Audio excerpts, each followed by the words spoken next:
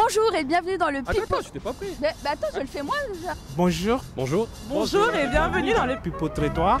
L'émission. Vous avez la parole.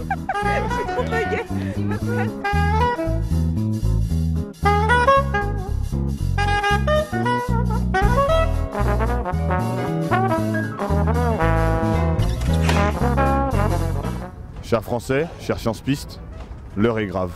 Les gilets jaunes nous ont envahis, ils ont détruit nos Porsche, ils ont détruit notre 16e, ils ont détruit Strasbourg-Saint-Denis. Que faire? Qui sont-ils? Pourquoi y a-t-il autant de casseurs en France? Qu'est-ce que tu penses du mouvement des Gilets jaunes? Ils ont raison, ils ont raison. Je suis pas contre, je suis à faveur, mais c'est un peu chiant. On a droit à manifester, il y a demandé, parce que si on ne fait pas ça, un jour on va marcher à pieds nus, quoi. Ce qui est intéressant, c'est que ça unit un peu tout le monde et on retrouve un peu cette idée d'avoir son libre arbitre au sein de la démocratie.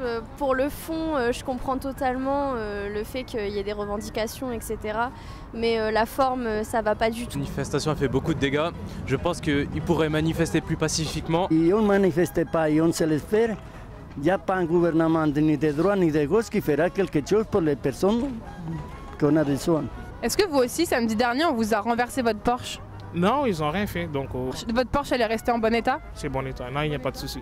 Et donc tu regrettes les casses qui ont été faites sur les champs? Oui, exactement, oui, parce que ça coûte beaucoup d'argent et je trouve ça vraiment dommage de s'attaquer à son pays en fait, parce que pour moi c'est s'attaquer à son pays. Est-ce que tu penses que justement la réponse du président et des politiques a été adaptée? Par exemple les mesures de Macron, est-ce que tu penses que c'est une réelle réponse? Emmanuel Macron a vraiment entendu le peuple et il a fait des propositions extrêmement concrètes pour eux. C'est déjà un bon début, je dirais, surtout pour les personnes touchant le SMIC. Avec 100 €, honnêtement, même si 100 € de plus, on ne peut pas vivre en France, on ne vit pas, on survit. Est-ce que vous êtes allé manifester, vous? Absolument pas. Pas forcément, parce que ce serait peut-être un peu dangereux avec les casseurs. Non, à 80 ans, je ne peux pas venir. Et pourquoi pas?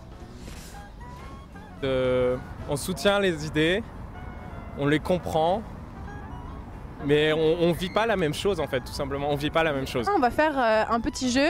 Je vais vous dire des phrases et vous allez me dire si elles ont été prononcées pendant le discours d'Emmanuel Macron de lundi ou si c'est des phrases qu'on a juste tirées d'un roman de Balzac. Ce couple de salariés qui ne finit pas le mois et se lève chaque jour tôt et revient tard pour aller travailler loin, c'est Macron ou Balzac?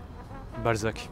Par élimination, je dirais Balzac. C'est Macron ça, et c'est mon cas. C'est celle du couple de salariés qui ne finit pas le mois et se lève chaque jour tôt et revient tard pour aller travailler loin.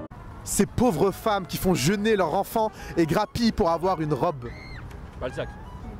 Sûr? Oui, c'est Balzac ça. Ça ressemble à du Balzac, mais si ça se trouve, il l'a piqué. Hein.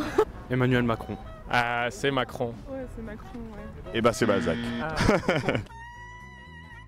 La mère de famille célibataire, veuve, qui ne vit même plus, qui n'a pas les moyens de faire garder les enfants et qui n'a plus d'espoir. Est-ce que c'est Macron ou est-ce que c'est Balzac?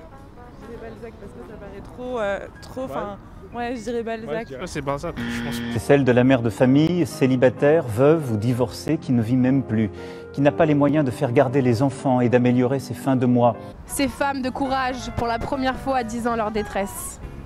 Non, Balzac. C'est Macron. Ça c'est Balzac. Macron. Ces femmes de courage, pour la première fois disant cette détresse. Vous avez raison. Et comment Emmanuel... C'est votre bus qui est là ou c'est un autre?